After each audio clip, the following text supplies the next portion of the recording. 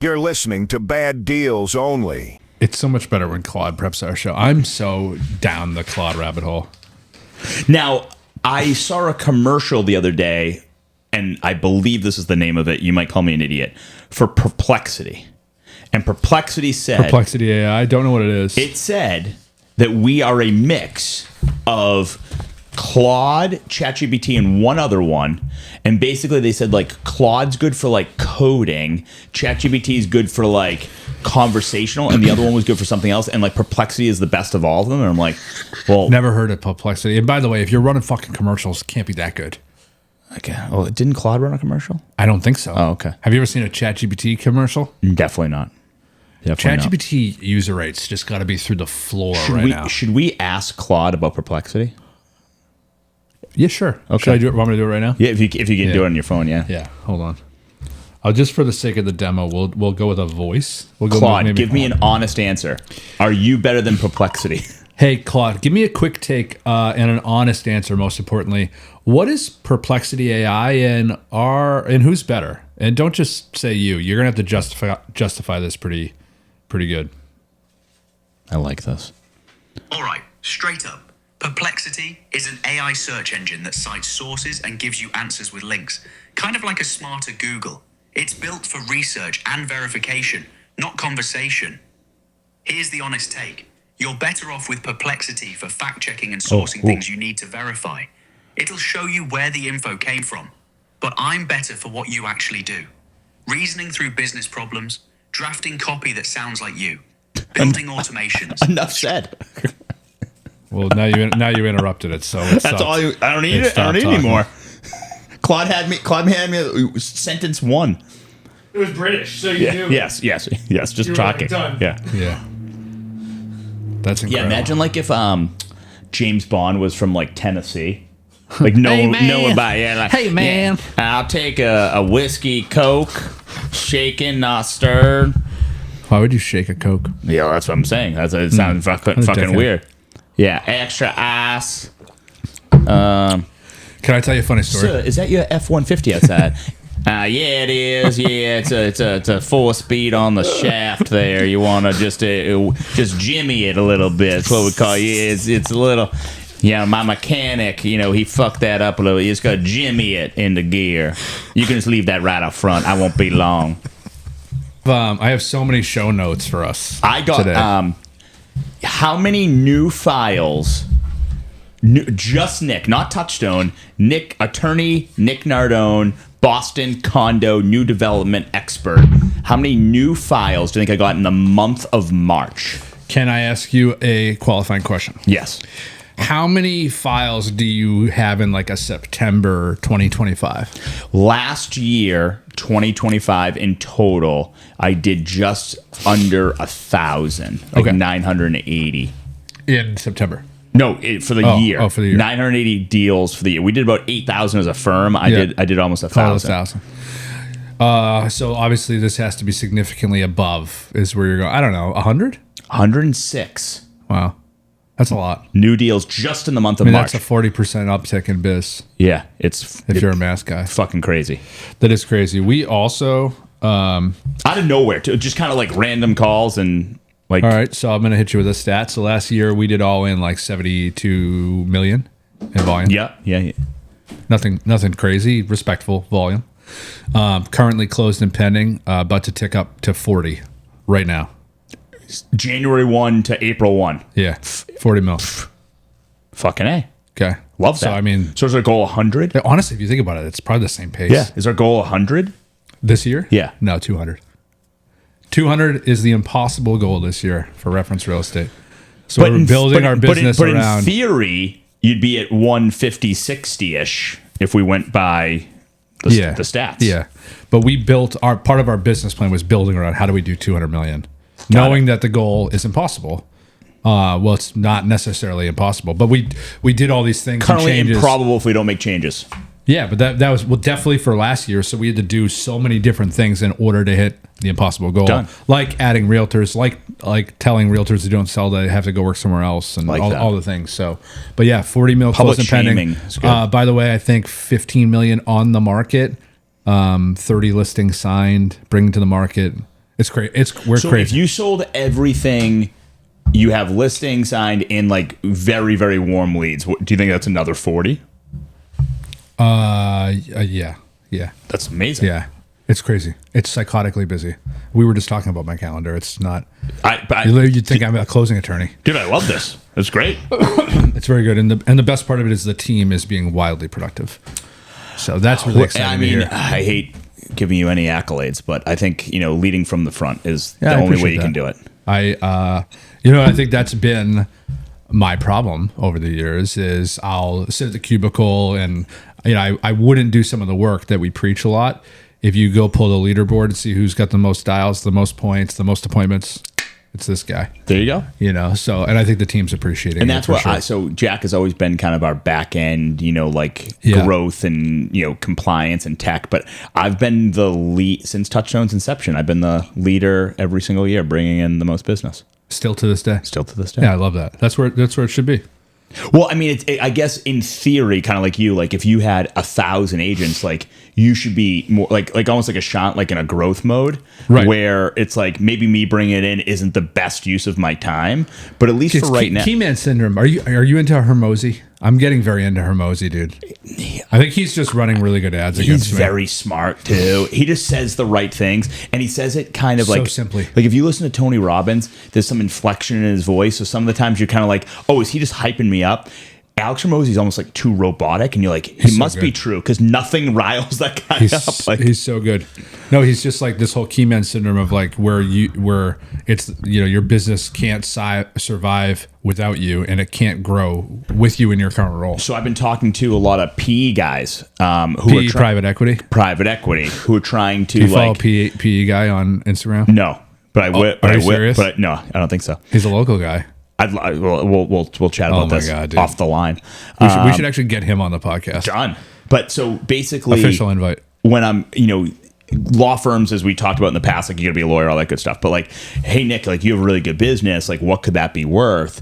But they said the big downfall of the business is you being the biggest Teammate. producer. Because if you You're not there. leave, what did they actually buy? Yeah, it's people work with people. The brand is significantly less important until it's so big that.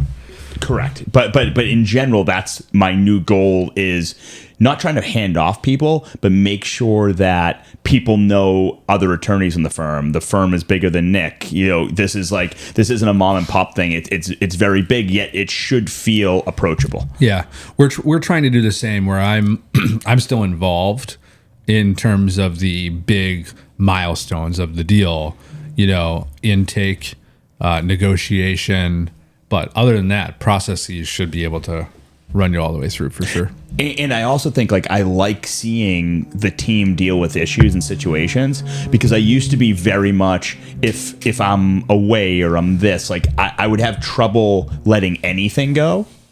Yeah. Because how it was going to be handled, and now I feel much more at ease. It's the trust. It's the trust in the team to be able to handle the things and recognizing what's urgent versus important, and what you truly need to step in for. So you're letting a lot of stuff go for the team to be able to do. You're good at this, and I've been trying to do it where instead of me just doing it, if I'm going to do it, I voice what I'm doing, how I'm doing it, and why I'm doing it. So now I'm trying to build this like, hey, Nick would like, did we think about this? This is how his brain would work type scenario. Yeah.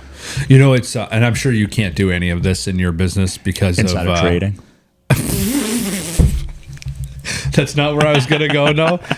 Just because of the legal nature. And I was going to say, like, in terms of like, oh, how would Nick do it? Like recently, one of the team members, this is me talking about Claude again, was like, hey, can you get me like a script workbook? I know, Seth, you don't use one because you've been doing this so long. You know what to say. Is this if I'm going on a sales pitch, things that points I would touch? Like the says and do's, so to speak. Sure. And I was like, oh yeah, I'll build you one. And so then I went in to Claude and I had it. Did I already tell you guys this? I feel like I might have told you this. I went in and just told Claude, I go, hey, go look at all my last one-on-ones with my agents for the last 30 days. Do not tell us this, no. Okay, so I was like, go into my calendar so we use Google Suite, so G Suite, so everything's in Gemini, right? Yep. So all of my one-on-one meetings are all recorded with transcripts and notes, AI notes, okay? So that's Like number one. We also do a ton of prospecting sessions, about 8 a week. They're all on Google, right? So any like startup key takeaways, hey, what worked, what didn't work, those recaps are all recorded transcripts. All of those things are embedded in the calendar, right? So I told Claude, do me a favor, go and look at my last 90 days of meetings with agents specifically in any of these prospecting sessions, and then cross-reference my email and what you know about how like I speak, say, all those things, and make a script workbook around new leads, open house leads, past client, whatever, like all the things that we can convert, and use the exact words that I've been coaching the agents on. Do not use shit you think from the internet from like, sales.com or anything like that. It created a 17-page workbook exactly in my vernacular of what I've been saying, what's working for me. And I mean, first off, that's like a 40-hour project that I'd have to proofread. You probably fuck up a couple times too. Proofread, recorrect, sit down, probably not do on time, never actually finish, put out some half-ass shit. This thing was money, and the agents were like, I had it to them an hour later. Do you think it was broken down enough where it was digestible? Yeah. Okay. It's insane. It's insane. So use Claude, everybody. But I was going to say, I don't think you can do that because of the nature of your business. Well, you'd have to put some parameters in place of what it could aggregate or not. So certainly, like, just, I did so many, especially this month, new client calls. And like the first thing, I feel like a lot of people are just used to calling a professional, even if it's a electrician or something, and they're waiting for like the sales pitch. And the first thing I always say, I'm just like, hey, I saw you buying in Melrose. Like, where do you live now? Yeah. Tell me about that. Like, let's talk. Like, do you own? Do you rent? Like, and they're kind of like, oh, you catch them off guard of what they think's coming, and then you put them in a really comfortable position about talking about things they know very well. Yeah. And it really just disarms them. They're like, oh, this guy's not being salesy at all. Yeah. He's like, it's like talking to a buddy, and it makes the conversation. My new buyer calls used to be these like 40-minute like, I'm telling about the P&S. I'm trying to sell myself. I'd say they're not following you anyway. The average this whole month under 15 minutes, closer to 10. Yeah. And it's like, hey, what do you do? Where are you? Awesome. If you need me, call me. We're going to do everything. Yes. Our team's going to be involved. Yes. Just hit me up. They want to know, I think key things are like who they're working with, pricing, right? That like, oh, every time I call you, I'm not going to get this exorbitant bill. And then just, there's few things you say, and sometimes you don't know what it is, that just shows you're an expert. Yeah. And you're confident. Yeah. That confidence, I think it comes through in your tone, and it comes through in, in just your confidence in how you know the deal's going to happen. Things you already know about the product. Like, I love when I mention, like, oh yeah, like that's 100%. Like I did, sorry, we didn't tell you that, but knowing what's going to come up next when they haven't told you and you just predict it. So that's been working very, very well for me. Yeah. And I know we kind of just hopped right into it here. I mean, the market is psychotic. It's next level psychotic. So, but Seth, it's only like knock on wood here.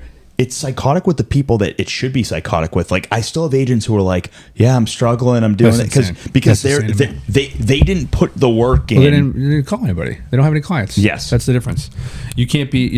We've talked about this a lot. You can't. We call it dying in the pipeline. I call it being a secret agent. Unlike James Bond. I was gonna say, are you picking up on my southern James Bond? Can we do that again? Hey, you can't be a secret agent, man. Like, there's people that reach out to us on Instagram DMs. Like, they know that we're in the market, so they reach out to us because they know we're still in this game. A lot of people aren't, So, but just a couple snippets on some offers recently. So, most suburban communities, doesn't matter if it's Revere, Woburn. Because I would consider like Revere like almost like the urban. city. Yeah. So most urban and suburban neighborhoods. Revere, we got a deal going. We tried to put something under contract in Woburn, Andover, Tewksbury, Billerica, Reading. Everything is like crazy, multiple offers. Definitely more than 3 or 4. Most of these offers are going. Way more than 10% over asking. Obviously, aggressive timelines, contingencies, the like. Appraisal waivers back in the mix because appraisers are going to look back 9 months on deals. We're into like the fall look back when the market was a little bit softer, and so there's some qualms and questions about whether things will appraise or not. Remind me, I have something. Quick question. A callback from our beginning episodes when you're done with this. Yeah, and so it's interesting. We're winning some offers, but definitely losing a lot, especially at that sub $800,000-$900,000 price point. But the market in general has been very, very crazy. And so we're just telling our clients, We actually just did a buyer onboarding this morning for clients who we have to sell something for. And listen, they got to sell and buy, so that's going to be tough. The money's tied up in the property, so that's going to be tough. The deposits might be lower, right? And obviously those are tough contingencies. And even though we got great lenders backed up that could probably do some bridge financing, it's still going to be a tougher one for the buyer, even if they don't want to sign up for that. So we looked at what's on the market. I think there was like 20 to 28 homes in 5 different towns that they're looking in under $800,000, like tough price point for entry level homes. There's a home in Swampscott, actually, $775, nice looking house, got a 2-car garage. And I was like, that's really cheap. Days on market 9. And I was telling the client, hey, the best thing you can do right now is go see everything on the weekend when it hits, because there will be homes that do not sell weekend 1. Because especially with the snow that we had, there's so much inventory coming in the market every week right now. And so if 10 homes hit the market last week and 7 or 8 get picked up, or more than likely what happens is everyone chases the 3 best homes. If you didn't see I call it the caravan. I go, you start seeing the same cars, everyone, you're like, damn it. Like, and if you didn't go see all 8, even though that sucks, and you might hate some of them, you actually miss out on the opportunity to snatch something in the lull of offer deadline Monday or Tuesday and Thursday before I post the next open house if I'm the listing agent. So I told them, we need to look at these homes right now. Have you seen these? No. Like, let's get on it. We're going literally right after this to go show a home. 9 days on market, no offers.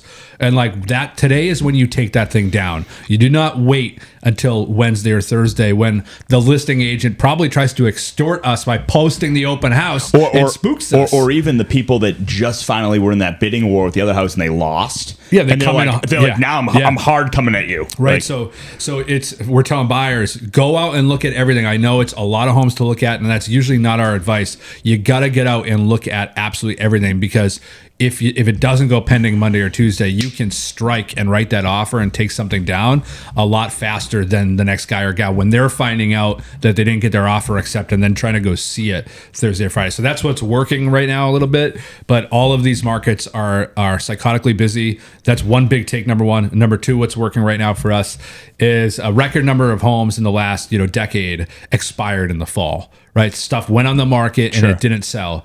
Fish in a barrel right now. We're pulling that expired list. We're sending them to our clients. Hey, now, how do you know they didn't like sell off market or didn't do some due diligence? But you have to go in the registry or listen, more than likely, if it fell off the market, it didn't sell. Right, so especially it's not like it's 2 years. I didn't know what other layers you have to go through. It's like 3 months, right? So a quick check of public record, or maybe even a pull of the deed and make sure it's still available. Honestly, we just look up the seller's info and call them. So you have a tool to kind of get directly to a seller. Yeah, super easy. Okay. Yeah, we use a slew of different software, but if you have someone's address and their name, it's very easy to find their real phone number, quite frankly. Got it. So are you doing the deal in Salem with Eric? Yes. Off market, right? Okay. So they wrote an offer in a neighborhood. They didn't get it.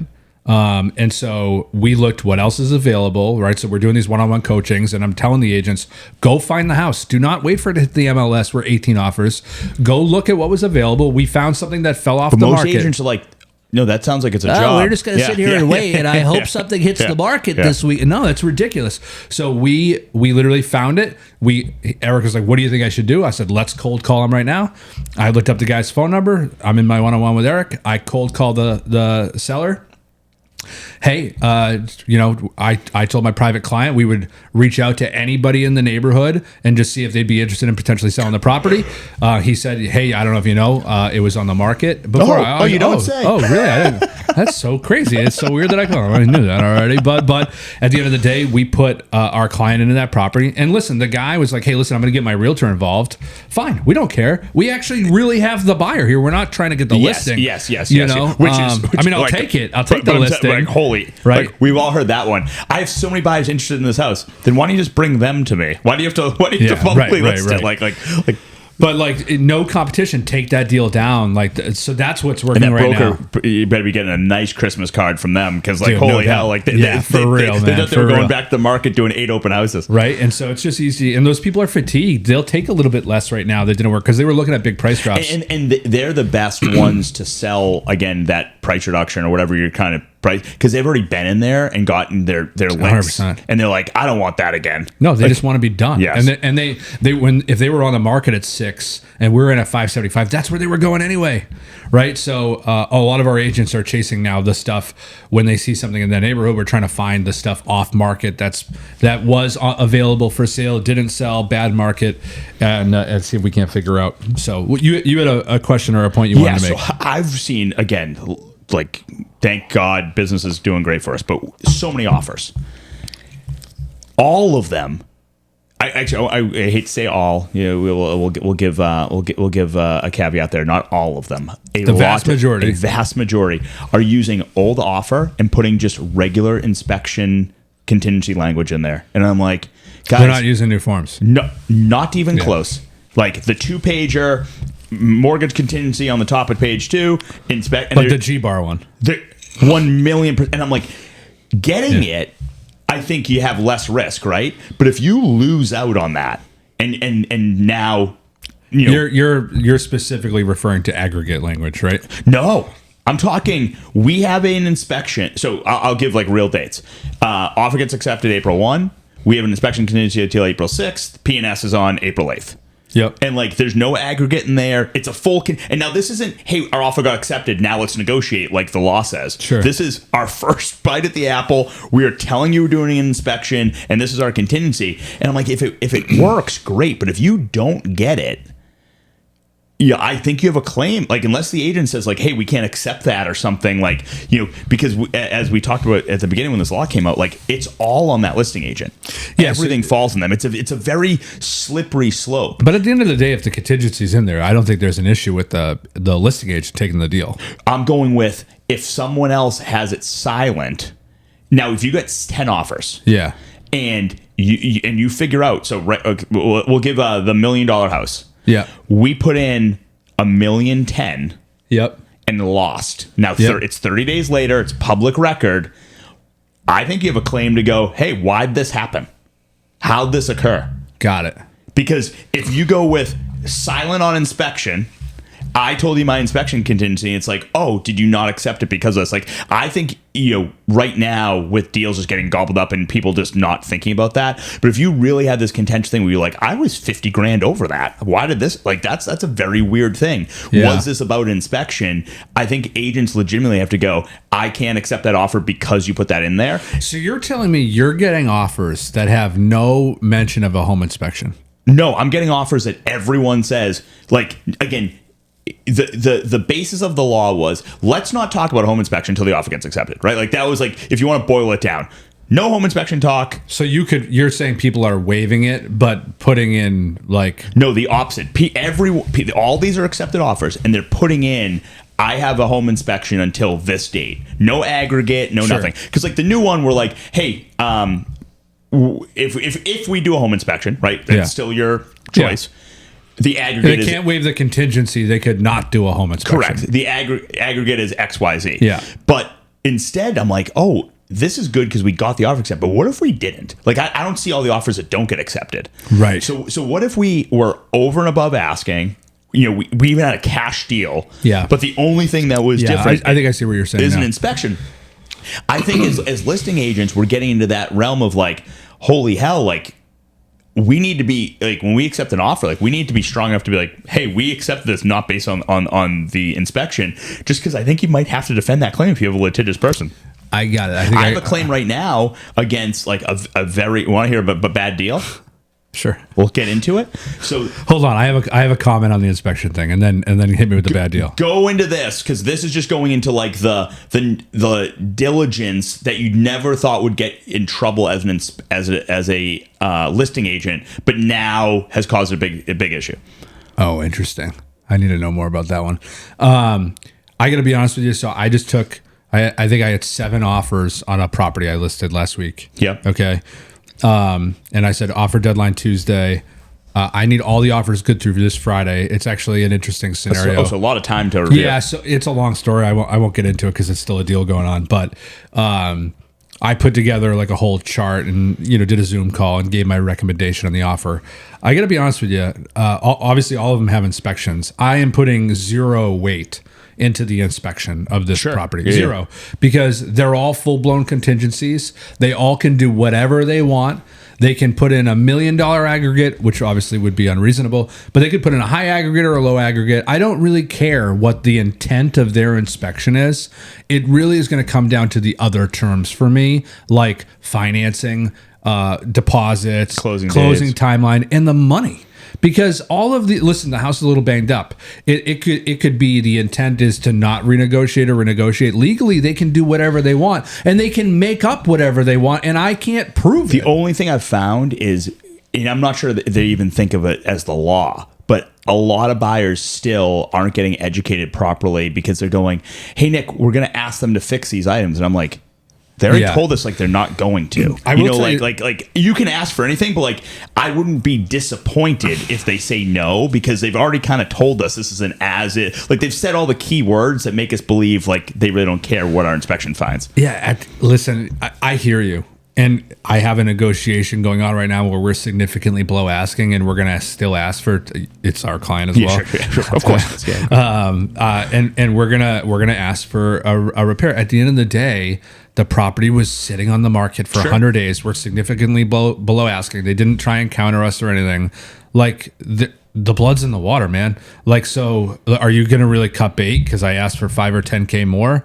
You're gonna stand the line. Not when I wrote $70,000 under the list price, and you had an opportunity to counter me.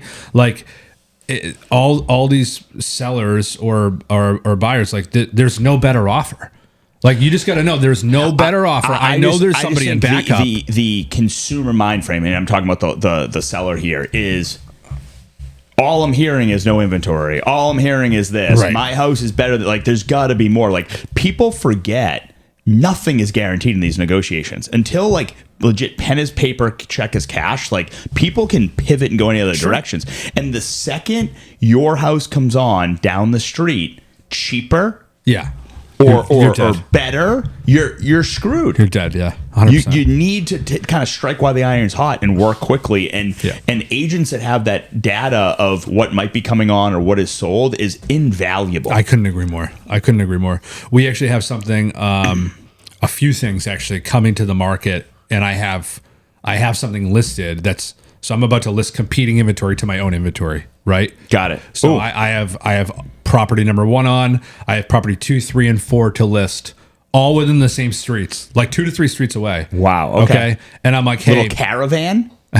property number 1 not sold.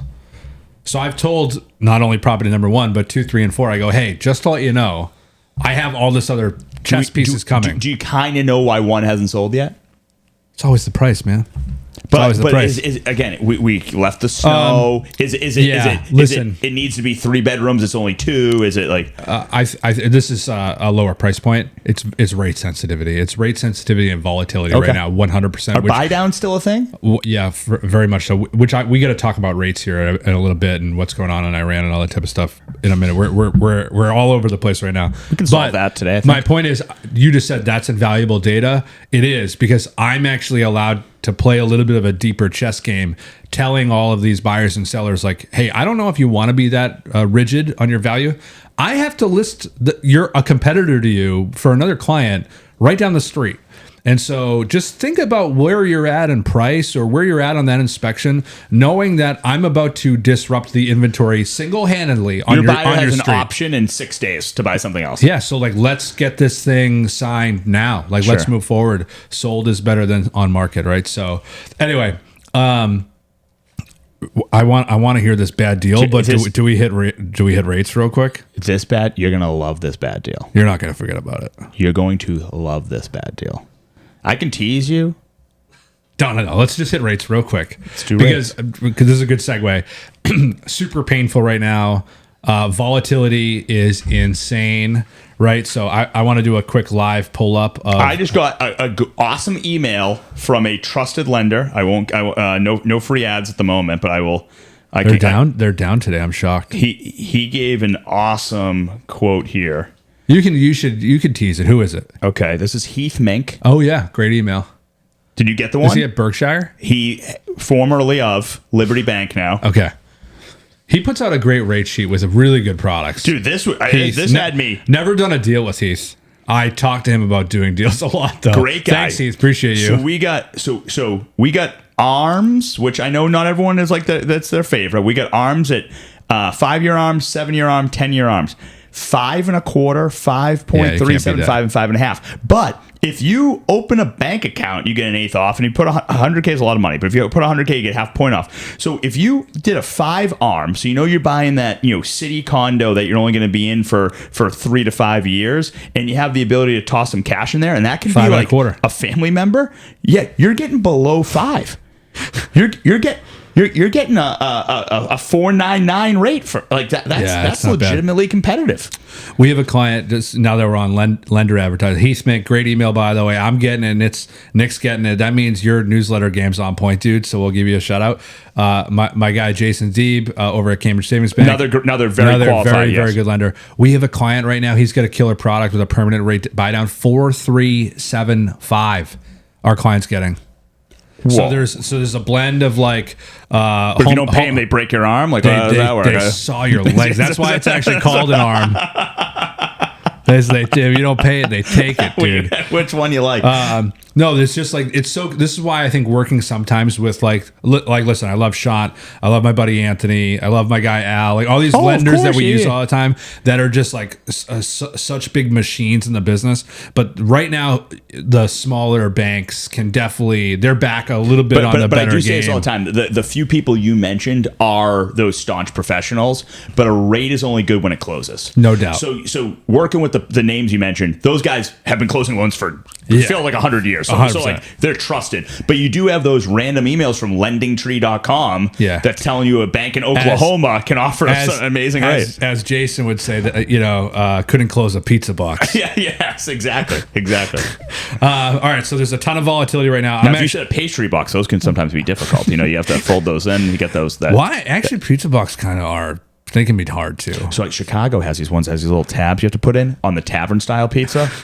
Did you ever see the video where you can take the pizza box and fold it into a smaller pizza box? Yeah, that's like psycho shit. Just eat the fucking pizza. I mean, what are we doing here? Yeah, just get a smaller pizza. Yeah, man. just eat it. Like, and leftovers aren't my thing. Someone must wonder, like, what's the show notes actually say here? Because we zig and zag, like, so seriously. Because I could just go on a tear about wings and pizza right now that I'm really tempted just to talk about.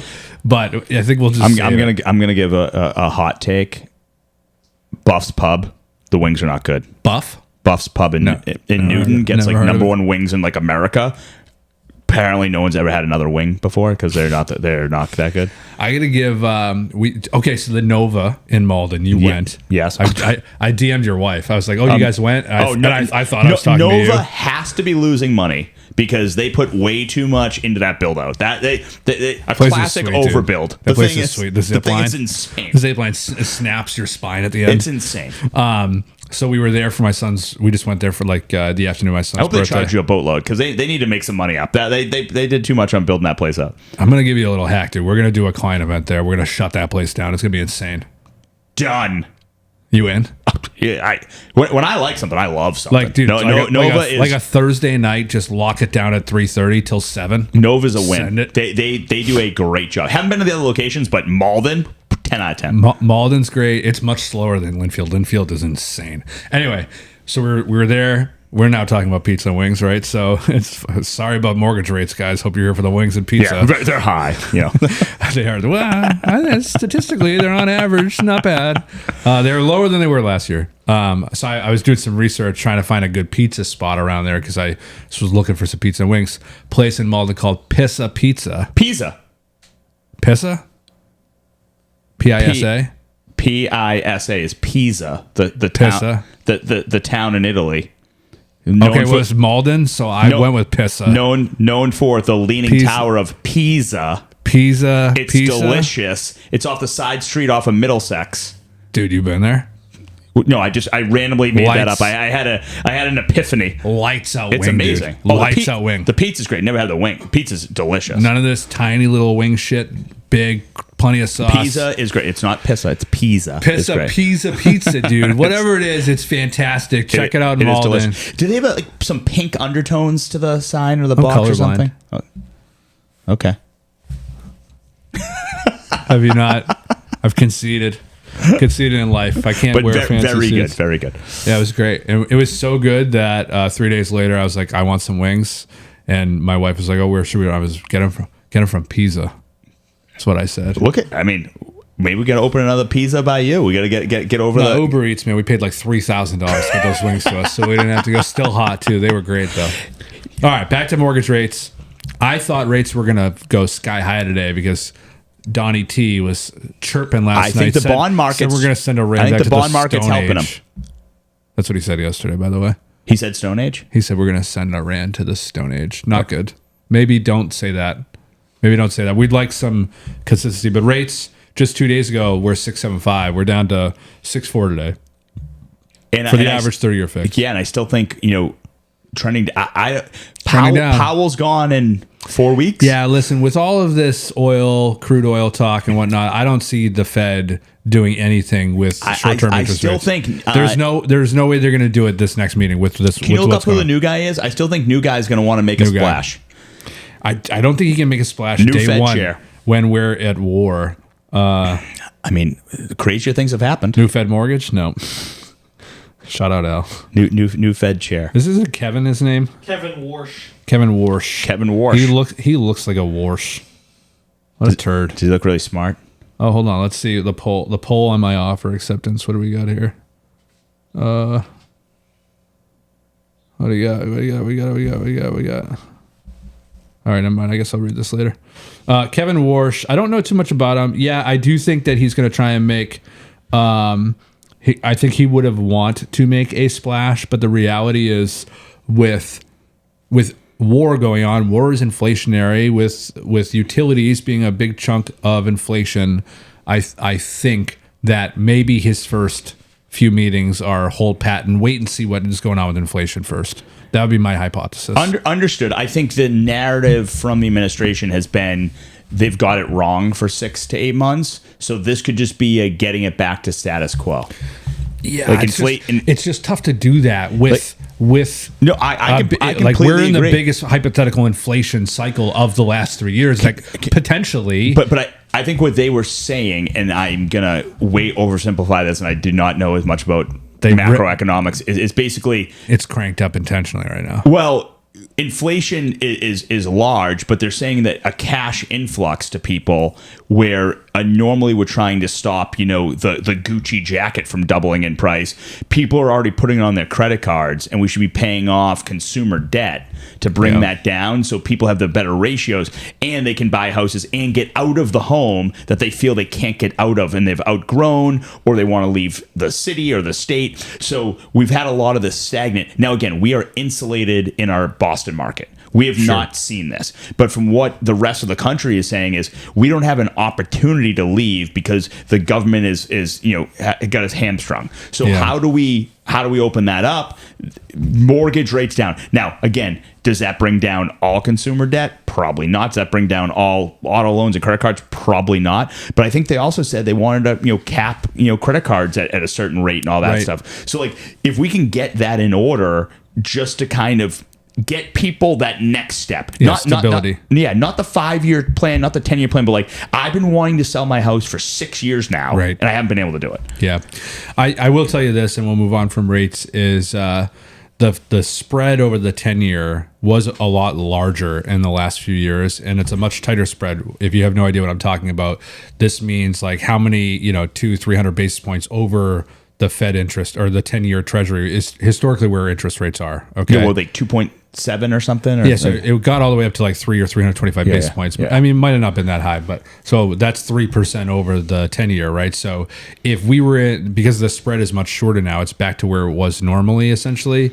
even though the 10-year Treasury is somewhere in the mid fours, rates are still somewhere in the mid sixes. So that's a 2% or a 200 basis point gap, right? So the good news is with all of this is I think people, as rates were like rocketing up to 6.5 and 6.75, the highest run ups that we've had in some time, and higher than any time in the last year until recently. Now they're back lower. Rates would have been in years prior already at a 7.5. Correct. Yep. And going up there. So it's very, very hard for rates to get back into the sevens now with the spread tighter, is I guess my point. Yep. So even in this really bad rate environment, we're going to stay somewhere in the mid to high sixes. But again, right now below 6.5, going to continue to have some extreme volatility based off whatever Donnie's Would love saying. to see 5.99 just kind of be the norm. Well, this is a good thing, right? So I think the market's pricing in that the Fed is not going to make a move. Okay. That's So why you're not rates seeing are high. those big hikes with pricing and all that stuff. Right. So like if Warsh gets in and does nothing, I think mortgage rates stay the same. He may start talking, hey, next time we're going to drop, and you might see rates come down still. Yeah, for the But if anticipatory he stuff. drops, Okay. I think you should see rates come rocketing down, sinking down like real fast. So that's the good news. But as Sean always says, when rates go up, they take the elevator. When they come down, they take the stairs. Yes. So I don't Correct. expect this to be super fast. Understood. All right, let's get into the bad deal shit. I want to hear right off the rip. Oh, great. By the way, I didn't get the gift card, just for the record. I rebelled. If you don't remember. I don't think I remember this one. We For the couple that you didn't do it. You did a good job. The other did a bad job. Wanted to make it right. Okay. Didn't do it. Just wanted to update you guys. This is a bad deal. Closed, not closed? All right, let's hear it. Let's hear it. Good broke. Because I'm going to get to break down who screwed this up. Is that my opportunity? Because this is Boston condo. Yep. Condoed by a father and mother in 1987. Old condo docs. Old condo docs. Typewriter shit. Yes. Condos were occupied by all of family, but for one unit, great family friends. Like the How many units? 4. Okay. The family you call they're my cousins, but they're not blood cousins. Like that type of family. Yeah. Uncle Nick. Yes. That couple, unfortunately, R.I.P. Think they live lovely lives. Died in 2020. The wife died. Husband died in 23. Wife died in 25. Of the non-family owned condo. Correct. Yeah, okay. So the son, who got given a unit basically, is the trustee of one unit for the parents. Yep. Now buys unit 3 that was owned by the non-family members for valuable consideration. So now he owns 2, trustee of 1. Mom and dad still own the unit they've lived in since 1987. Mm-hmm. The original condoers of the building. Original, yeah. Okay. So it's all family. The house has been utilizing, they bought a small little non-buildable parcel of land behind it that has a garage on it that they've been parking the cars on. The family friends and the dad have been parking the cars. Now the son can park the cars. Now son, family grew, has not lived in the place in 10 years. Tenants, all 3 units, but for mom and dad. Mom and dad are cool with it. Tenants listen to them. They take control. Everyone's been nice, kosher. Son is moving to good old FLA for sunshine and no taxes. Yep. He talks to dad. Dad says, no problem. You can sell the places. Puts all 3 on the market with a local agent, good local agent. Local agent takes pictures, puts them on the market. Not warrantable. Shows people in. Right. No, not even. Wish we got there. Wish we got there. Shows everyone in. Yeah, just real quick, when you sell 3 condos in a building, when there's only 4 of them, I don't think they sell faster. Would probably agree with the strategy. One at a time. Sell. Maybe the middle one Sell or the all worst. 3, spring off 1, do something. Yeah, because people are like, "What's going on here?" It's not new construction, but we get an offer from a dad having his son and his son's buddies going to live in it. They have an inspection. They come in. Old man. This is in Southie. I'm trying to keep areas discreet, but if the vibe you're getting is a certain Boston neighborhood, then we'll go with that. We'll label it as Southie. Okay. Yeah. This inspector and father who's buying for his son is shown around the property by the old man who condoed it. Hey, this is the owner of the non-unit for sale. correct. This is how this runs. This is what we changed here. Really taking some pride in the building. Sure.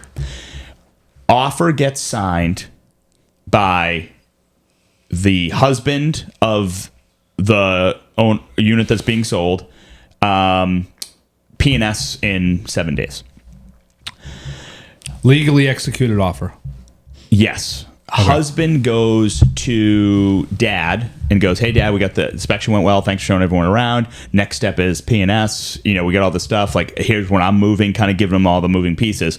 And dad just goes, yeah. But like, they know like they're owners, but they have no like say. And he's like, well, no, dad, I think they're a trustee and this is how it works. Right. And he's like, no, like that's not my building. That's not what I said. I said you could sell the units as long as nothing changed. I have tenants. I'm fine with the tenants, but I'm the ultimate say. When I'm not here, you can kind of do what you want with it. Son goes, that's not hey, what a condo association is. Dad's not letting me sell. We kind of had this verbal agreement years back when he gave me the first unit that I had. I can't sell the place. We go to the buyer. The buyer is a highfalutin finance guy with some means. He goes, not how that works.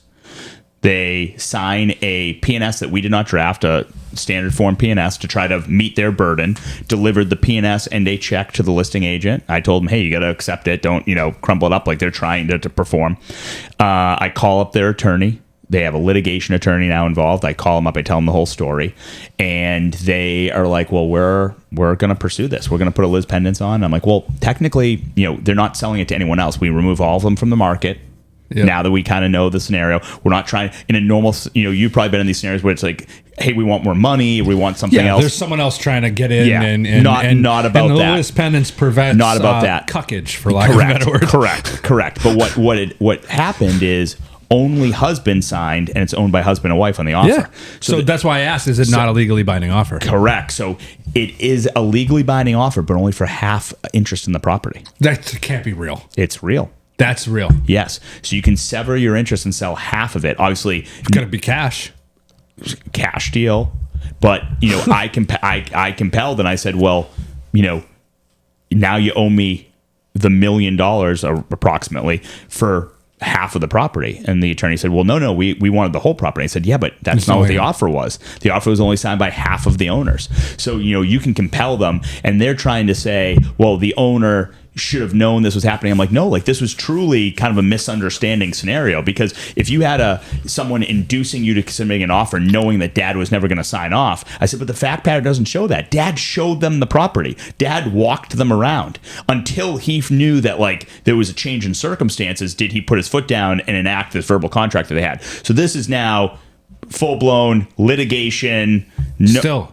Oh yeah, this is only a couple weeks old, but I've talked to this guy, the litigation attorney, every other day for quite some time. This guy still wants to buy the property. He wants to have a right of first refusal or an obligation to buy the property for a long period of time. We're still working through it, but these are the type of things that would save an agency. And we kind of talked about, hey, how do we prevent this stuff? And it's like, well, maybe you really need a Q&A that a seller fills out. That, hey, you don't have any unwritten contracts that aren't recorded. You have the ability to fully sell this. No one has to sign off. Like things like, and again, this isn't me being a good lawyer. This is me just working backwards off of a bad deal. But these are the situations that you never thought would have happened. And now you have an agent who actually put in a ton of work and effort with staging. And earned a commission.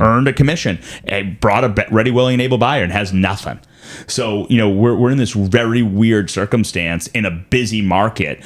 And, I'll let you guys know once that becomes public knowledge, I'll let you know how it turns out. I have a similar bad deal question and story. I have to write down my notes so I can remember to tell you in a minute here.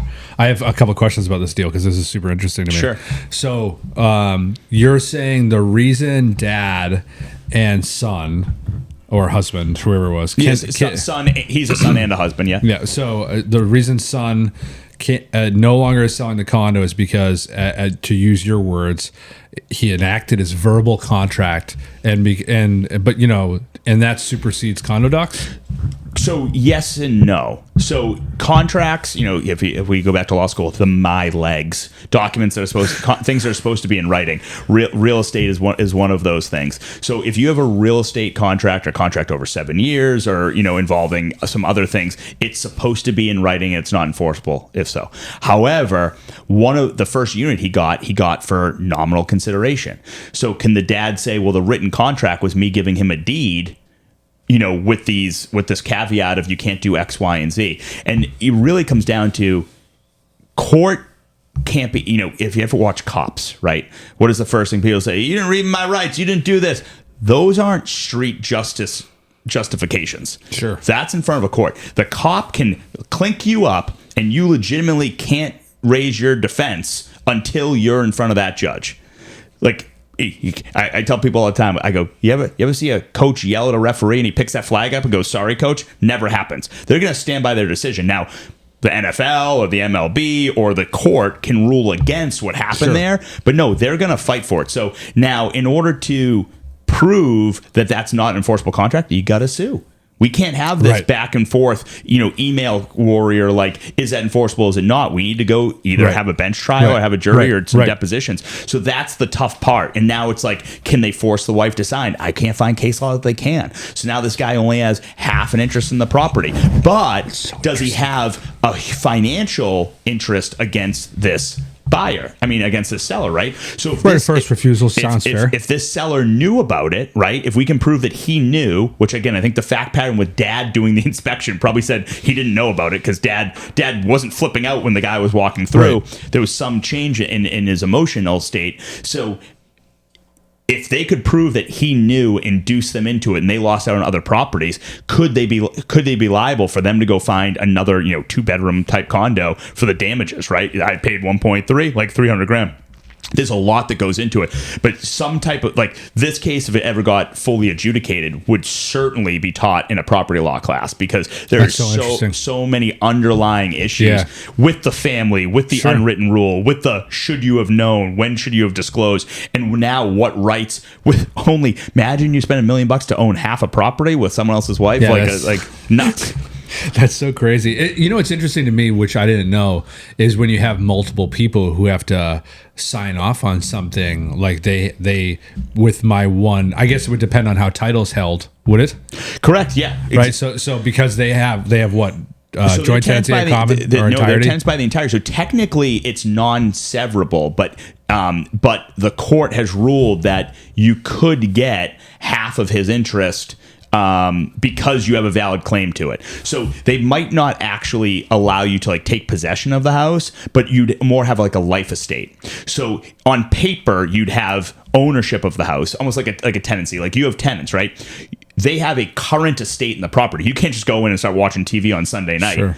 But you have a future estate of owning the property, similar to this. The guy would be on paper, have a future estate to own the property. When it sells, he would get half the proceeds, but he couldn't take possession of the house because it could be occupied by the wife. Dude, crazy. But who's going to really, would you really, if you won that half, so to speak, would you want to pony up the $1 million? The other claim we brought up is you put down parking.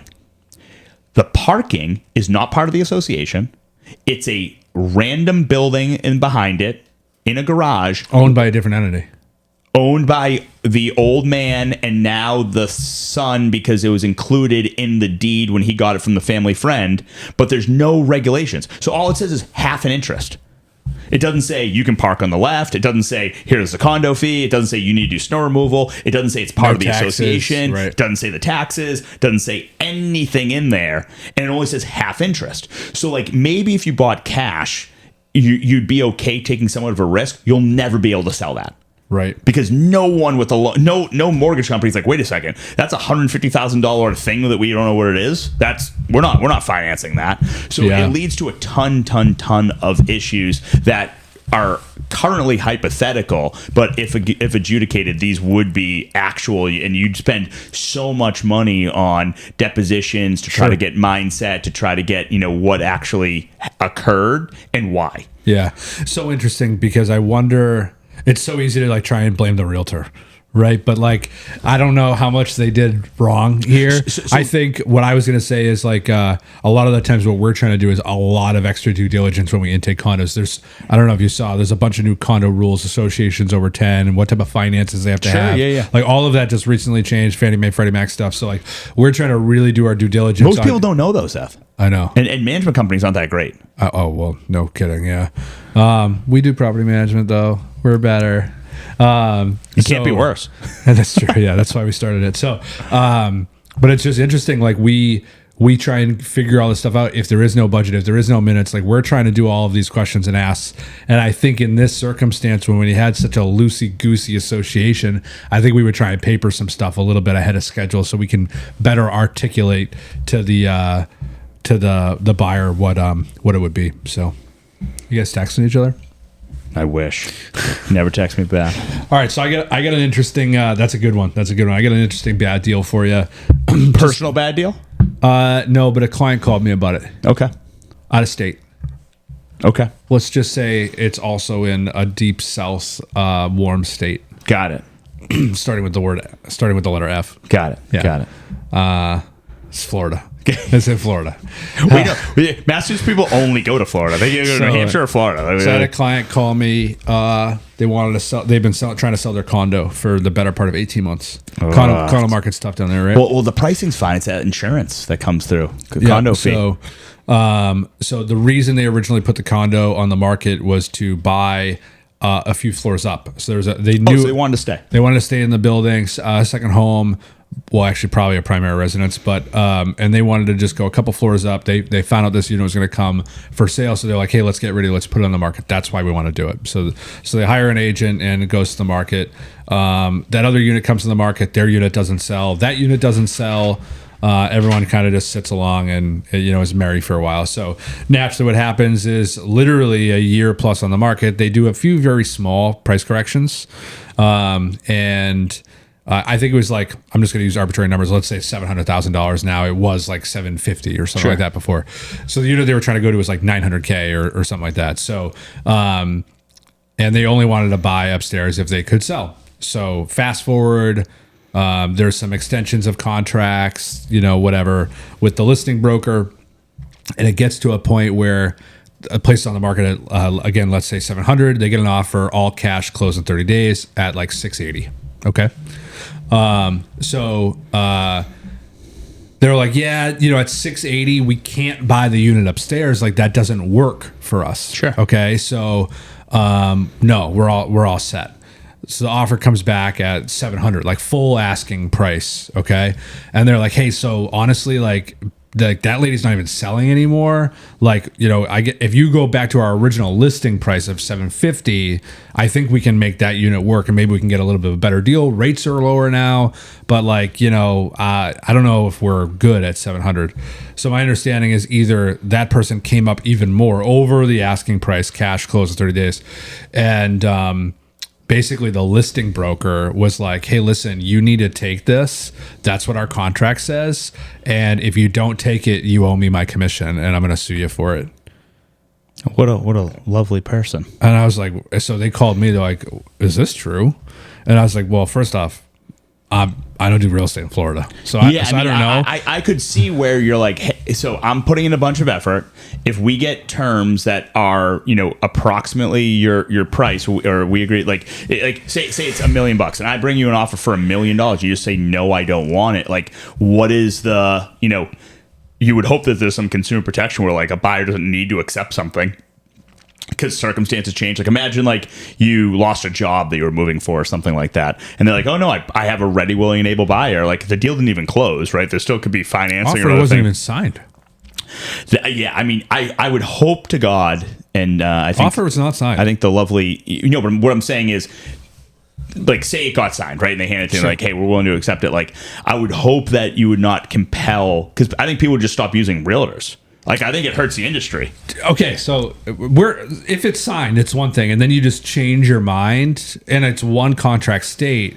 That would be the equivalent of PNS being signed, Sure. and then you saying no, like I can't do this. But anymore. I'm going sign, not countersign. So like you're the buyers deliver. Hey, here's this offer Yeah. that we talked about for asking. Here's the check, Yep. and then you go, I'm not going to countersign it because now it's not a fully executed. Sure. Okay. But you can't enforce that contract. No, but that's what I'm saying. I'm going with Yeah. but the broker going, I brought you a ready, willing, able buyer. Here's the contract. Here's this. You owe me the money. That's I think that's what she's trying to say. I think you said she. I think. Yeah. But like, is that? It shouldn't be. Yeah, that's But dude, people that's put crazy to me. People put weird stuff in contracts. I had one the other day, actually, from your office, where Oh, boy. where Let's hear it. Let's hear it. where they Who had was it?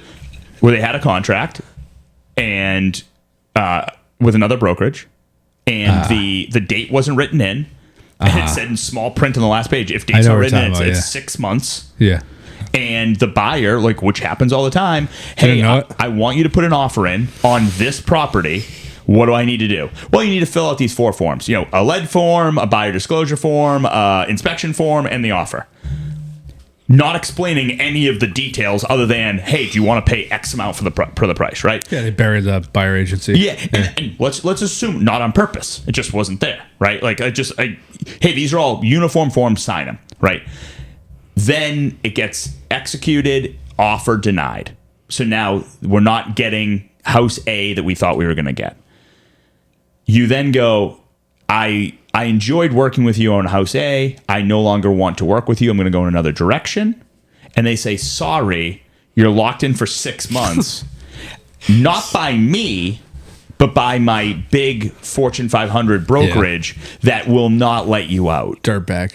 And I'm like, I just don't one, I don't think that's the case. And 2, No, it's such a corporate out. but I don't even think the corporation, like if they actually knew the pattern of like, hey, did you describe this? It's a cop out. Is what I Yes, guess. yes, Yeah. but even like, oh, you left something blank and it goes to 6 months. Like, there's no way validly a court's going to be like, oh, blank now means 6 months. Like blank probably means property specific. Like that's never been had any sort of a trial or evidence or discovery against it because there's no way. You don't think that big Fortune 500 company has written those contracts knowing what they can and can't get away with? I work with these guys and they are absolutely rogue. Just do it kind of whatever you want because again, like if you win, you're gonna win more than you lose. You know what's so messed up is the fact that they're more people are just gonna be like, okay, I guess that's right. The fact that they are saying I can't let you out of this agreement because the big evil company I work for is not gonna let you out. The reality is I would never in a million years fall back on the organization that I worked with and blame them for not letting me out of something. If a client doesn't want to work with us, we got to let them out of the deal. You know what I mean? That should be the right thing to do as a human. Let's take away right. Let's pretend you have no emotion, but you want a successful business. There's no way that if that story gets out, without emotion, just a fact pattern of that story. Hey, I want an offer for this. Broker, did you explain every provision in this thing? No. Broker, did you leave this blank knowing that it would lead to 6 months? Yes. Like, okay, like right there, just like probably should have explained that in writing. Like, I really don't get the, and it wasn't like the offer got accepted and I didn't want to pay a commission. I'm moving on. I want to go buy another house. All right, we got to get into a couple of deeper bad deals from the docket over here that are just absolutely incredible. You ready? Love it. The headline of this one, you ready? Realtor has client pulled off life support and then stole $1.6 million in property. This is why realtors get bad reps, because there's people out there like this completely fucking ruining everything. I need to know like where this guy was. Like what hospital? Let's Jason Valiant, 45. By the way, guy looks like he's 78 years old and works for somebody in the WWE. Yeah. He's like he works for We. He's like Jerry the King Lawler. I don't know who that is, but this is the image, dude. And he looks like a what's that? Tiger King? That's correct, Yeah. dude. So Tiger King, 45, was arrested on Thursday by the sheriff's office on multiple charges, including exploitation of an elderly couple. He has an active felony warrant out from another county where the crimes were committed. Both victims became sick and were hospitalized. Officials said that Valiant created fraudulent documents listing themselves as the healthcare surrogate and power of attorney, and they also signed do not resuscitate orders for one of the victims. And the victim was taken off life support the next day. Then the guy drained the bank account of the couple and willed their homes off to himself and took their car. In addition to thousands of dollars in checks, he's accused of stealing. Sherwood also said that he used the victim's credit cards for items like attorney's fees and teeth whitening procedure, auto detailing, and dinner drinks and gas. Yeah, can't do that, bud. Can't do. I mean, this is not even a real estate deal. This is just straight up insane fraud. Yeah, but I think, brokers can get into this realm where like you can do a lot for people, and if you're getting into people like I've had to go to nursing homes and stuff. You have to have those tough conversations like, hey, is mom capable of signing this? Does she know what we're signing? Does dad understand that he doesn't not going to own the house anymore? And sometimes you have the awkward conversations, but a power of attorney to sell a house is very, very difficult to get. You need, court orders and stuff like sure. You're totally incapacitated, at least in Massachusetts. So, we really want to get those deeds signed by the individual. That's what the PNS does say. Yeah, well, it's something you don't compel because it's tough to even get marketable title unless you have a lot of different items. Because we have people, my client's in China. Well, sorry, that doesn't mean you can sign their deed. Like that's gonna trust me, it's not gonna make it the cleanest deal. All right, here's a more real estate related story, and this definitely happens out there in the field. Agent, after losing out on a condo sitting for 220 days, a first time buyer asked, "Did the agent make up having another offer to pressure me?" Right? A first-time home buyer recently took to Reddit to share a frustrating experience while buying a condo that has been on the market for 220 days.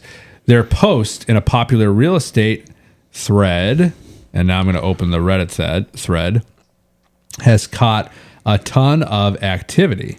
So, it's deleted now. Oh, that's unfortunate. That's why we just got the story here. So, the situation raised the question why many buyers have quietly wondered, do agents lie about having other offers to make you raise your price?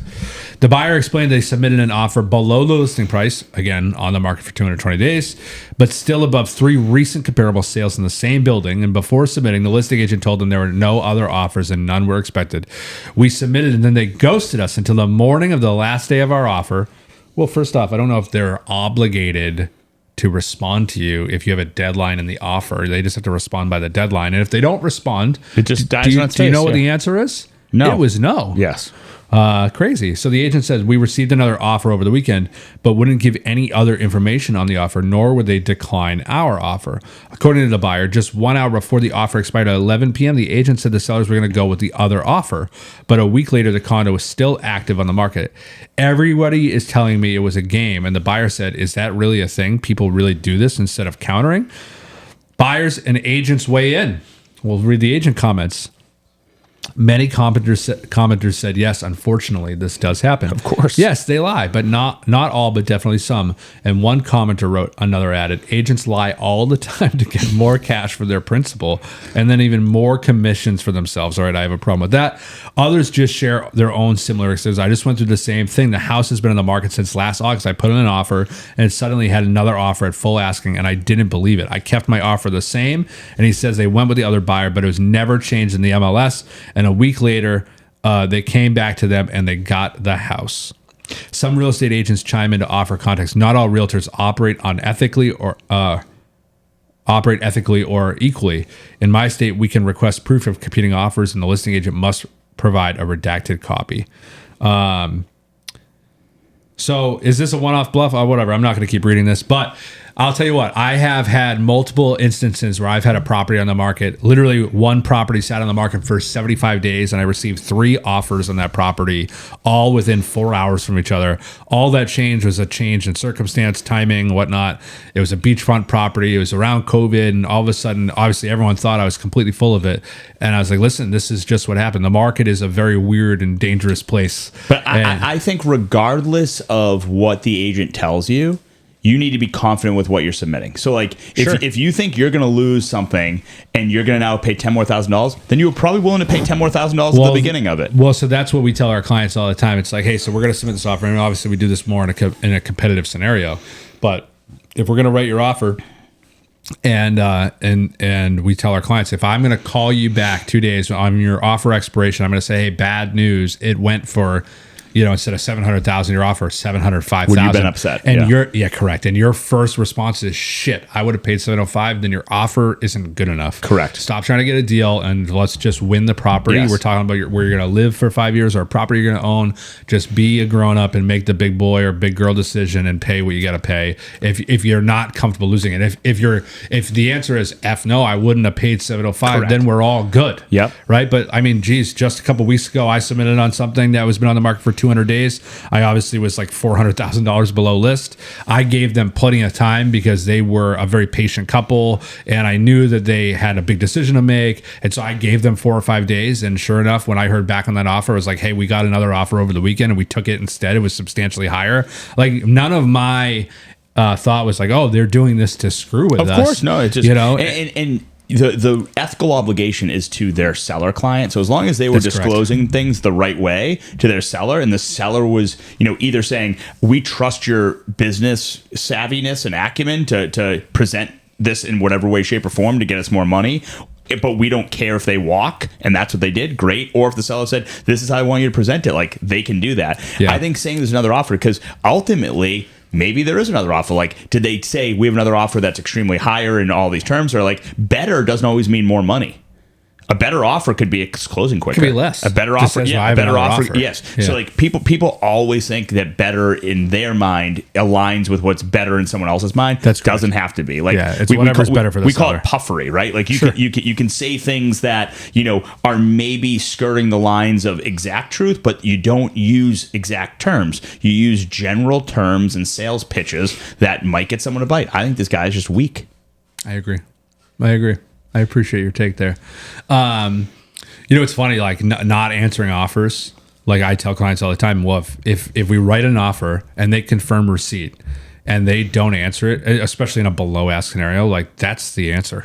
The answer is no, thank you. Yeah, I think the tough part is, I must say this weekly, but like, don't act like the seller needs to perform the way you would in the same situation. Like, don't get upset. Yeah, expand on that. Yeah, like so people think, well, if walk through. The house is disgusting. I would never leave a house this way. It's not your opinion. Yeah, No one cares. I if someone took the time to write an offer, I would respond to it. No one cares. So it's like you get what we can't pick who our seller is. We can't pick who the listing agent is. We can't pick who the neighbors are. Right? Those are the things that we're buying into. Yeah. So you either need to be okay with what you put on a piece of paper and however they respond or not. Right. Yeah, honestly, I've not answered plenty of times, or I've let offers expire plenty of times, and what happens is the buyer, just like they did in this scenario, where they like probably constantly nagged the other agent, shows that they're willing to come up on their price, and so that's a tactic that we'll use at times to see what you say. And if you're just going to start writing up more offers or asking if you can pay more money, like I've had literally people who couldn't wait for 2 days and increase their offer by $30,000 because they're impatient, right? So if my job is to my seller, me sometimes not answering or dragging things out, it all just benefits me and the seller. Right? No one likes silence. But I'm not doing this for an extra $300, people. I'm doing it for the seller. But that's the funny part too, is people are like, "Well, you get more commission." I get 5% of a 10 grand. Like, I'm not really moving the needle. I'm really just adding the chaos and stress so I can pocket 50 bones at the end of the day. That's not. It's my fiduciary responsibility is to play a game that I play well to make my seller a lot more money. Correct. Or my buyer get a little bit of a better and deal. The game, again, I tell people all the time, like, I don't get rich off this one deal. I get rich off relationships. Right. So it's like, you want the seller to be like, Seth's a pit bull. He's absolutely, he got me 20 grand out of nowhere. You know, like that. Yeah. Those are the things that they can sell at a cocktail party that instantly people are calling you. Yeah, nailed it. I love it. All right, let's move into. Let's see. I got another good one in here. You know what just hit the news locally is that Success Real Estate deal. Did you see that? No, I saw it when it happened, but no, I haven't seen it. I think there was like a recent I don't know, indictment's not the right word. Verdict? Indictment? Indictment would be bringing charges upon someone. A verdict would be they actually ruled on what he did, right or wrong. Oh, yeah, all right. A former Success Real Estate owner pleads guilty to embezzling. Oh, he was dead to rights in this one. Guess how much? I thought it was like 11 mil. $11 million. Nailed that one. Price is right. The owner of Now, and they had like 20 offices, by the way. Stephen Webster, Mr. Webb, 67, pleaded guilty to charges of witness intimidation and publishing false financial statement, in addition to pleading guilty on several charges. Webster pleaded guilty to embezzling $11 million from escrow accounts. He was sentenced to 2 to 3 years at Sousa Baranowski Correctional Center, followed by 5 years of probation. Wait, only 2 years? By the way, yeah, two to 3 years. What's the restitution in that? This dude, oh yeah, of course he's screwed on the 11, but man, that guy probably just let it rip for a while, dude. I think he was a Miami guy. He was partying with you, but he was indicted on September 12th and arrested in Palm Beach. That's right. And he where the returned play to Mass. is play. Real estate agents who once worked for Success say his actions damaged their reputations and cost them and their clients thousands. Well, technically it was $11 million. Yeah. The sentence is too lenient. I'm disgusted with this. Someone goes to jail for 2 years and I still see dozens of people, probably a lot more than that, life savings. Preyed on all of us, and I respected him. He's a scumbag. Yeah. A former I think he's definitely a scumbag. Yeah. That's how white collar crime works, though, folks. Yeah. You guys should vote for harsher minimum sentences. Another realtor said he stole just over $400,000 from me alone and my clients, and he stole $320,000 on just one deal. This is crazy. He commingled $12 million. Oh, yeah. He was just writing. It's his own personal checkbook. Unbelievable. But this is also why I think that, you as a broker community should be fighting a lot harder for higher standards licensure. Higher standards. Like why I bet your bond to keep all the money in your bank account was like $500. First off, it's 50.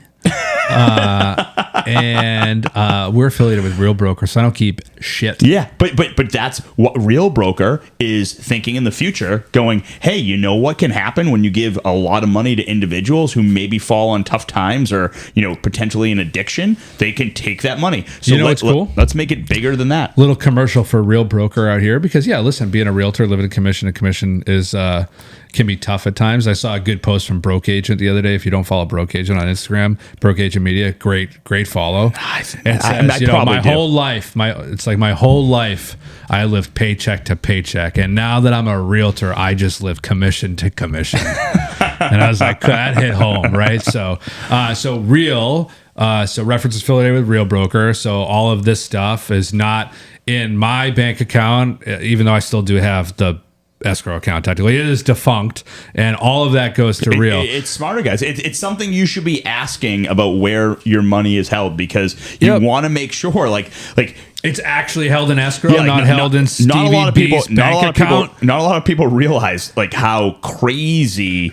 Maybe I get upset about realtors because you should. Us as not as much as Donnie Dangle though. Us as attorneys, our standards are so high. Like legitimately, the board of bar overseers can look into our bank accounts and see where we're at. And if we default right away, I got to walk my butt up the hill to their offices and tell them why, give them reasons, and potentially getting sanctioned. And a lot of people are losing their license. Maybe not forever, but they're unable to practice and make money because they made a mistake. There's a lot on the line. This guy went to Florida, took $12 million, and now he's got two years. In the federal funhouse here over. It's the Susan Berkowitz, whatever it is. Sounds like probably a cakewalk there. Yeah. He's got a tea time on Monday morning. Right, Yeah, dude. Yeah, that's right. So what's really cool about Real is Real has something called Real Capital, right? So you can actually draw almost 100% of your commissions in advance for a small fee. Should we be doing this, Seth? This doesn't sound totally fiscally smart. You should just. No, it's something Real does. Like Real will give agents a loan. I know, but is that like agents? I feel like we should maybe be more. We should be teaching more fiscal responsibility. Listen, I'm just saying it's a cool thing, so you don't have to steal from the escrow account, Steve. If you were affiliated with Real Broker, you could have just drawn down on that shit and turned up your bank account if you were on tough times. Absolutely crazy. But I think again, work with agents that like are good. Like Success, like you know. Had a somewhat of a brand, I guess, but just used a word out of Webster and put a couple signs up, and now they're like, oh, you ruined my reputation. Well, what was your real reputation beforehand, other than you worked at Success? Now it is negative. I think you probably had a net neutral. Now it's negative because you work for this guy. But can I just play this call for you because it reminded me of? Sure. I probably shouldn't. Should we distort the voice? That'd be great. That'd be great. I'm gonna play it anyway. Hi, my name's John Dill. My social security number is. You might have to cut this. This is the guy who called yesterday. Is this my fellow brother-in-law, Counselor Dingle? This is just him calling the office. Okay, Sure. it's less than a minute. I think we can play this. Yeah. Oh, hold on. By the way, folks, this is an attorney that doesn't think realtors do their job all the time. So this is what he has to say. Oh my god, hold on.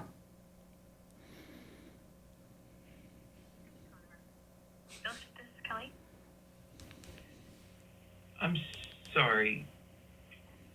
Oh, reference real estate, you did say. Yes. I'm so sorry. Is Miss Degnan available? She's not available, but can I take a message or help with something? I am not surprised. When will she be available, or is she never available? And it's okay if she's never available. She is. She's just currently in a meeting. Oh, I see. What about Seth Williams? He's in the meeting as well? I'm happy to take a message. Can I ask who's calling? Tell them, Attorney Dingle, tell them Okay. to call me when they can or call me when they can't. It's the same difference to me. Just call me. This guy, Willy Wonka? Okay. Thank you. Thank you.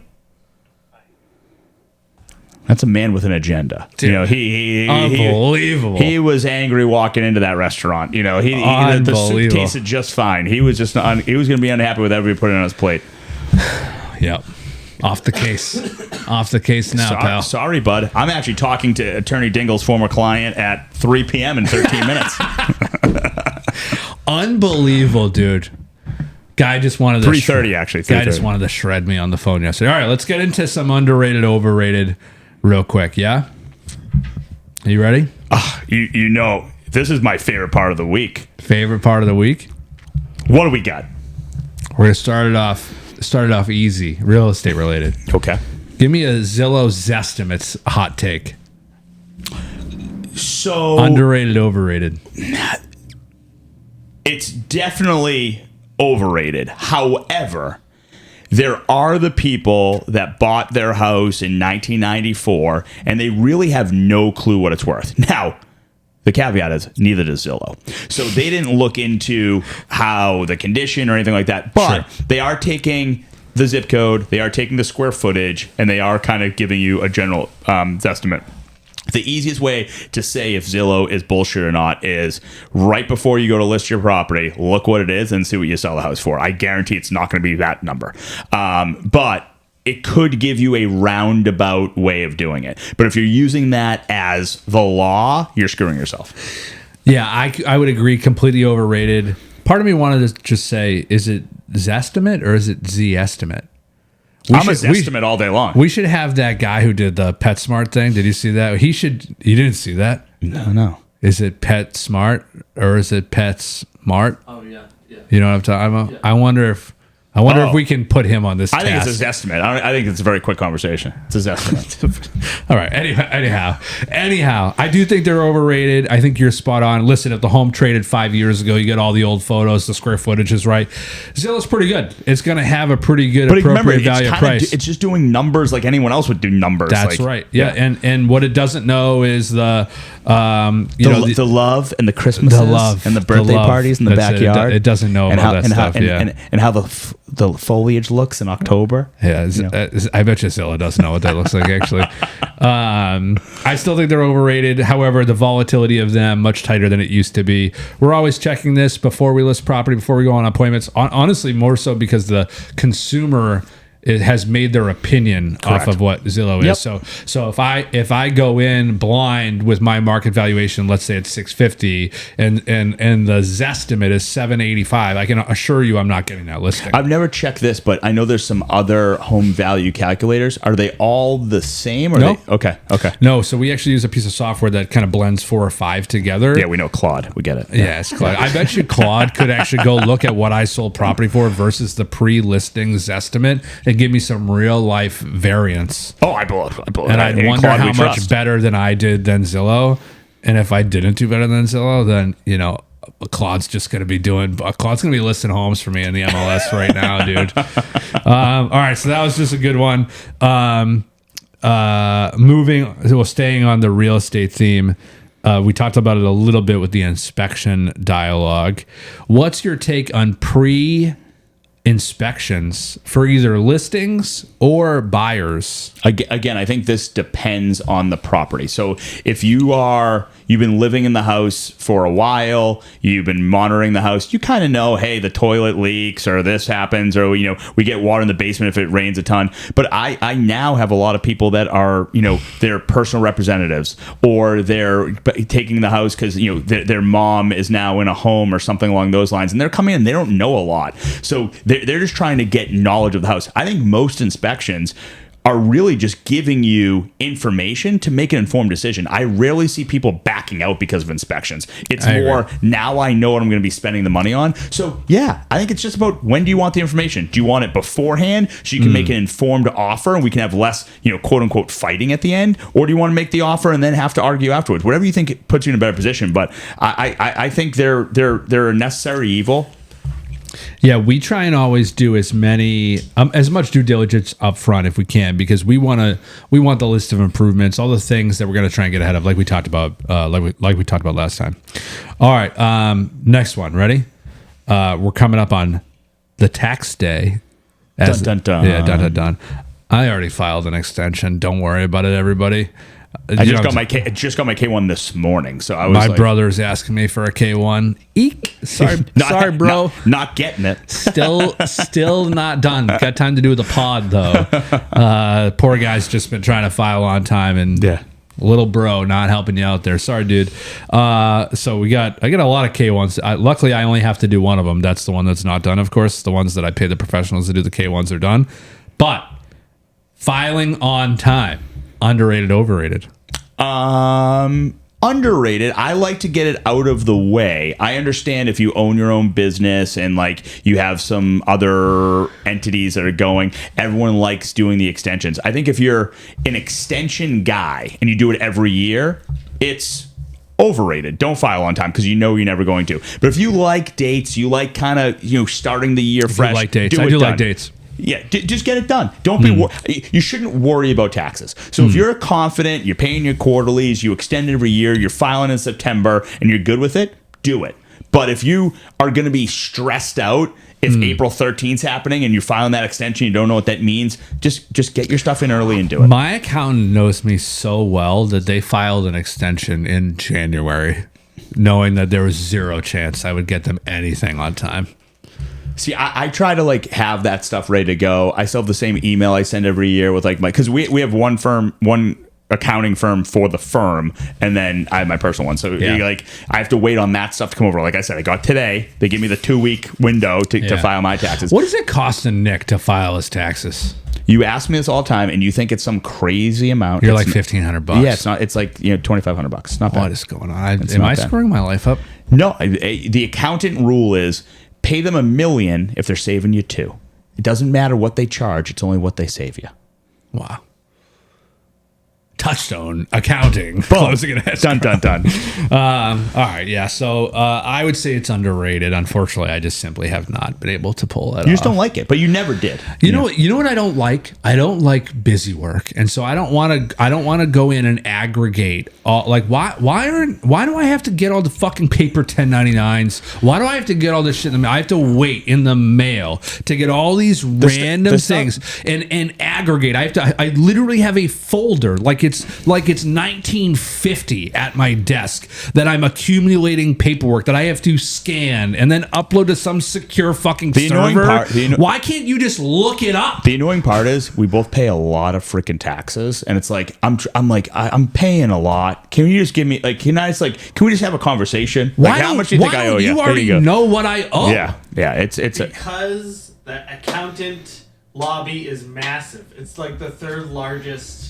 They do it on purpose because the lobby. Producer Nick coming in hot. We've struck a chord. Yeah, Nothing makes me more mad. Nothing makes me. No, more but mad. seriously, Big like, why government, am I getting 1098 INTs in the mail? I can download it, but why? You're reporting it anyway. Why can't I just go pull a fucking Excel sheet? It's crazy. You should be able to look up your social and be like, yep, those are all accurate. That looks right, and I can maybe cross check and just submit that. I don't need to send you the scanned black and white copy. Why does Blue Cross have to send me a document that says I had insurance last year? Like, that you just don't figure that out. You can't get it, dude. Health insurance, another scam in the world. By the way, I actually have double health insurance right now. Amazing. It's real, no joke.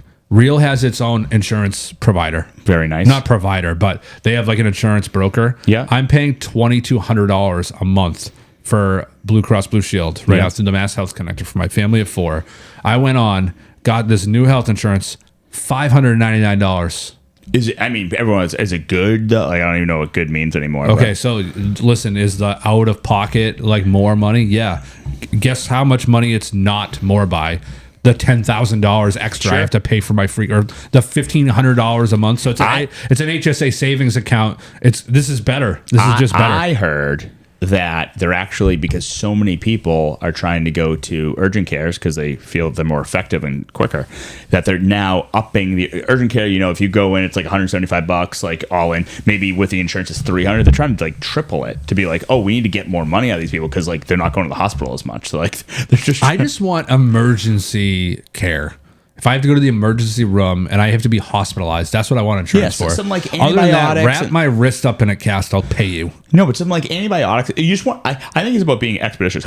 I think I told you I got like the concierge doctor guy, right? Do you have a frog in your throat? Yeah. Well, yes. Are you falling asleep? Yes, I have. You have a concierge doctor. What the fuck does that mean, dude? So he has 250 patients. That's it. You can see him whenever you want. You call him up. You can get prescriptions, medications. Sounds like a regular doctor so far. Continue.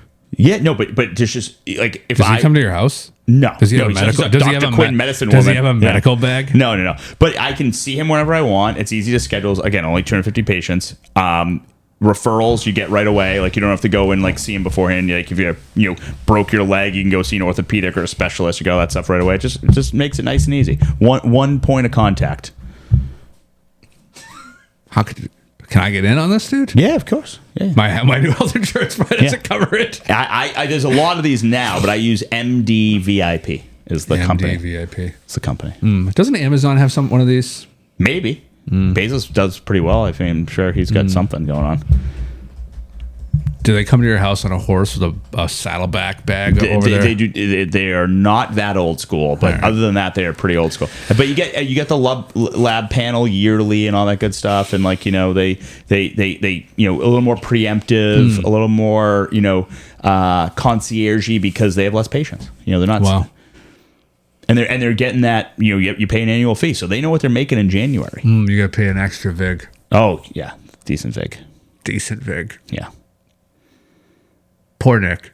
No, hey, I don't need to do it. It's just something I thought was a nice convenience. All right, last underrated, overrated. What do we got? I think I'm going to strike a chord with you, and we're going to have a little spat on this because I think I know your answer. Straight Opening straight day Hormuz. baseball. Overrated. Wow, really? We're aligned. Yeah, it's overrated. It's so friggin' annoying.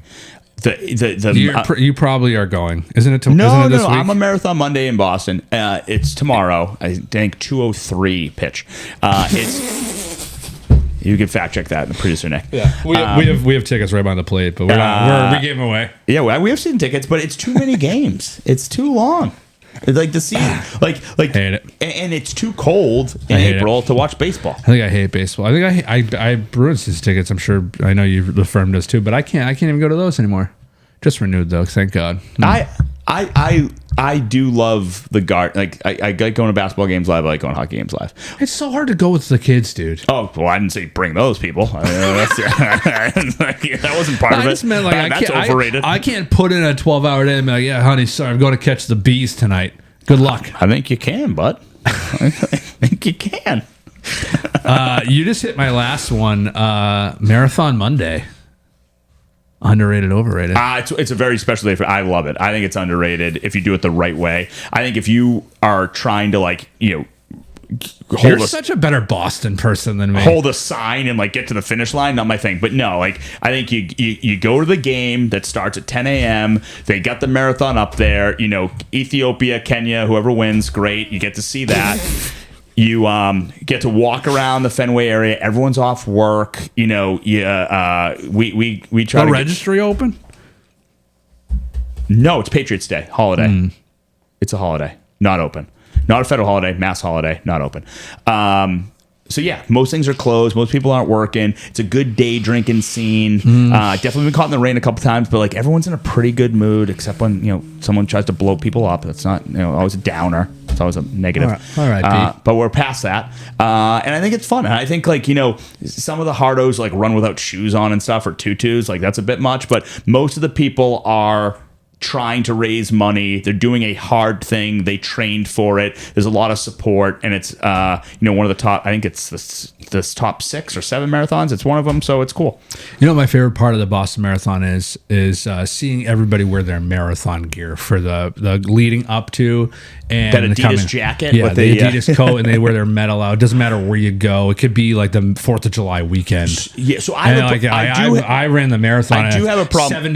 7,900 degrees outside. You're in a starter coat. I do have a problem with that because Jack and I have done the St. Jude for cancer. You can do a walk. Now, we've never ran it, but I've walked the marathon route, and I've walked it fairly quickly. I mean, what's fairly quickly? A little over 6 hours. That's pretty fast. That's a good pace. So when people are running it in 5, I'm kind of I don't know if I could walk 26 miles. You just got to you got to start early. You got to get a group, and remember the streets shut down, right? So it's not like you're walking through the mall. You get some run room. Now, a little unknown fact, and you heard this from some runners, and it works great. A ton of Vaseline on your foot before you put your sock on, because friction is the enemy of the runner. So you have this ooey gooey sliding thing going on your feet, but hey man, you can go, and you'll get some you'll get some lower back pain, but yeah, you just fucking go. Good tip. Vaseline on the foot. So for all the marathon folk out there, if you're wondering what to do, how the fuck am I going to stop all the blissies? All you got to do is lube them bad Larrys. The better. Before you put that sock on, half a jar, toss it on. Oh, it's so much, but it's awesome. No friction. Feels like maybe the first, I don't know, mile's a little rough in the goo. It's not. Trust me. And then you cut into it. You liked it. Oh, it works. You probably got it on right now, dude. No. I will. Yeah, you look like Dr. Seuss with those socks, or a chicken. I'm not sure what color are they. Probably more of a. They're orange. I don't. I'm not cat in the hat yet. All right, man. Well, another good deal here. A good deal on a bad deals only pod.